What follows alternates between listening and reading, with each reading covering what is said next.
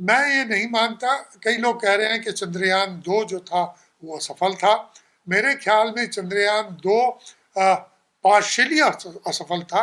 वो ठीक तरह लैंड नहीं कर पाया, लेकिन उसका जो ऑर्बिटर है वो अभी तक घूम रहा है और चंद्रयान 3 को सहायता कर रहा है।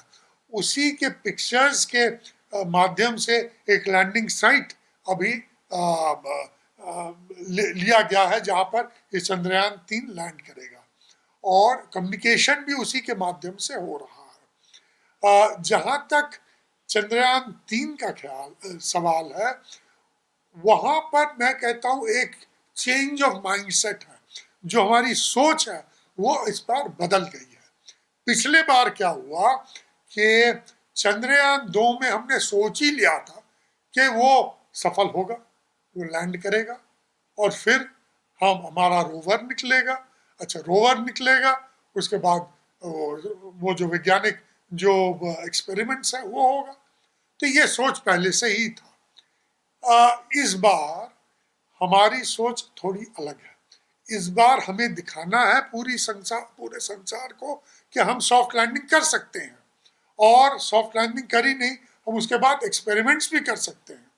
और इसीलिए काफी रिडंडेंसी फैक्टर रखा है। रिडंडेंसी फैक्टर का मतलब ये है कि अगर कुछ खामियां आती हैं जो स्टैंडर्ड एसओपीज में है या स्टैंडर्ड ऑपरेटिंग प्रोसीजर्स में है, तो दूसरा आइटम उसे टेक ओवर कर लेगा। अगर उसमें कुछ खामियां आती हैं तो तीसरा आइटम। यहां तक तो कहा गया है कि अगर एक टांग भी टूट जाए लैंडर का, फिर भी वो लैंड कर पाएगा। एल्गोरिदम्स में ऑल्टरनेट एल्गोरिदम्स हैं। ये अगर काम नहीं किया तो दूसरा, दूसरा नहीं काम किया तो तीसरा, ऐसे करके। तो मेरा पूरा यकीन है कि इस बार लैंडिंग होगी, और एकदम सफलता के साथ ये हमारा लैंडर साउथ पोल में लैंड करेगा, और हम पहले देश होंगे जो वहां पर लैंड करेंगे। सर, अगर बात करें तो ये कितना लास्ट का कौन सा टाइम है जो बड़ा डिफिकल्ट और क्या कारण है वो देखिए, कई मैनूवर्स होते हैं जो बहुत ही कॉम्प्लेक्स होते हैं, और उनको मतलब सुलझाना काफ़ी कठिन और जटिल काम है। सबसे पहले तो ओरिएंटेशन चेंज करना पड़ता है। जो ये लैंडर जो घूम रहा है वो हॉरिजॉन्टल ओरिएंटेशन में घूम रहा है, लेकिन हॉरिजॉन्टली लैंड तो कर नहीं सकता, उसे वर्टिकली लैंड करना पड़ेगा।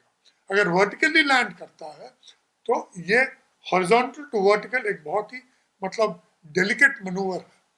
उसके बाद क्या स्पीड से लैंड करता है। कुछ लोग कहते हैं कि रफ ब्रेकिंग होगा, मैं उस पर डिटेल्स में नहीं जा रहा। फिर होल्डिंग एल्टीट्यूड होगा, यानी वहां पर जाके वो होल्ड करे, और फाइनली फाइन ब्रेकिंग के माध्यम से ये लैंड करेगा। पहले ही हमने जो स्पीड था वो कम कर दिया है। कुछ 6000 से भी ज़्यादा किलोमीटर पर आवर स्पीड था, उसे कम किया है। तो ऐसे कई डेलिकेट मूवमेंट्स हैं जो पूरे करने हैं, और यह सब सोच समझ के इसका सुझाव है लैंडर के पास। लैंडर को बताया गया है कि ये काम करेगा, वो वैसा ही काम करेगा, और मेरे ख्याल में इस बार लैंडर ठीक लैंड करेगा। लेकिन अभी हाल ही में लोना भी जो है वो क्रैश हुआ है, कैसे देख रहे हैं आप? देखिए, हाँ, ये बहुत ही एक दुखद घटना है जो अभी घटा है। रूस का जो लूना 25 जाके गिर गया और टूट गया। इस बार ज़्यादातर रूस बताता भी नहीं है कब ऐसे असफल प्रयोग होते हैं। जो सक्सेसफुल होते हैं वो उनको बता देता है। तो लेकिन हमें ये मानना चाहिए कि रूस एक पायनियर है स्पेस एक्सप्लोरेशन में। वो हमारे दोस्त रह चुके हैं। वही थे जिन्होंने हमें क्रायोजेनिक इंजन दिया था, और उस टाइम पे हमें कोई भी पश्चिमी देश हमें क्रायोजेनिक इंजन के नाम नहीं कर रहा था, तब रूस ने हमें जाके दिया था।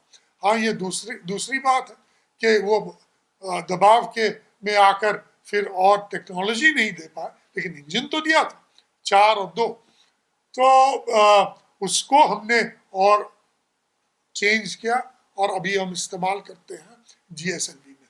तो ये उनके वैज्ञानिक भी हैं, वो बहुत कठिन परिश्रम करते हैं, और जब ऐसा वो होता है तब बहुत दुख होता है, क्योंकि देखिए ये एक वैज्ञानिक तरीके से ही लेने से अच्छा है, ये एक टेक्नोलॉजी के डेवलपमेंट के लिए है, और जब वो नहीं होता तो दुख तो होता ही है।